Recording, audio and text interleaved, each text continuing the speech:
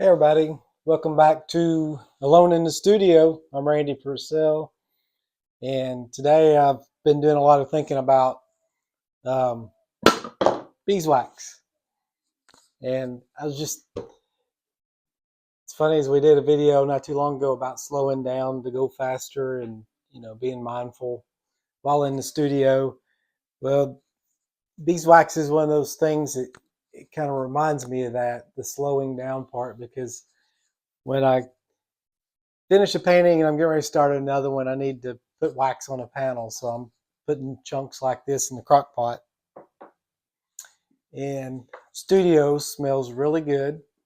You know, before I used to use Damar resin, I would just do pure beeswax. And the smell was just perfect. I mean, it's hard to beat the smell of pure beeswax. Since I've been using Damar resin again, it's a little different because I have to have ventilation. So windows are open, fans are blowing. The smell's not quite as prominent.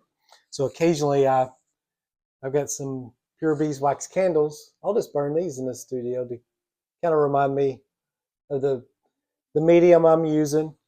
Um, but I do like that point where I'm getting ready to start a new painting and I got to put wax on the panel. And I'm taking this time to wait for it to melt. And then once it melts, I gotta be careful, brushing it on so I can get it as smooth as possible. And it takes a little time, but while I'm doing that, I mean, it's one of those tasks. I think every process that I have takes this weird focus where it's repetitive. So your mind can wander, but you're still having to focus on technique. And after doing it for so long, that technique becomes just kind of second nature, so I don't have to think about it a lot. So my mind does wander a little bit.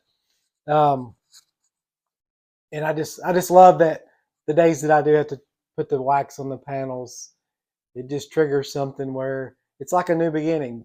I love starting new paintings. There's something about, I don't know which is better, the finishing of a painting when you get to those last moments where you're cutting the last few pieces of paper, and then I get to sand it and rub the paper off and see all that color come to light. Um, that's a great moment, but I also love that moment, the excitement of starting a new composition and getting that base layer down that's going to hold the color for my next painting. Um, and I think working with the wax also is a way of grounding and reminding me that I'm working with a natural product. Another thing that I really love about my process is, using natural beeswax, and Damar resin is actually a tree sap or tree resin. Um, so it's really cool to know that I'm using natural products in my process. And I don't know. Another thing that takes me back when I'm melting wax, and then I'm gonna call this video done. This is long enough. Um, this old crock pot right here it's a smaller crock pot. It doesn't melt a lot of wax, but I love that it's small because it melts a little faster than trying to do a big pot. But this crock pot came from my mom.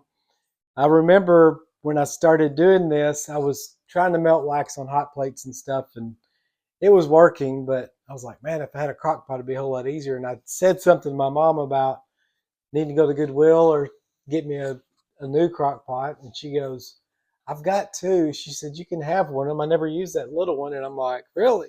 So I've had this crock pot for, gosh, probably as long as some of the tools I've been using, for 15 years or better, which is really neat. So, yeah, good memory of this old crock pot. I don't know how much longer it's going to last, but it sure has been a good one.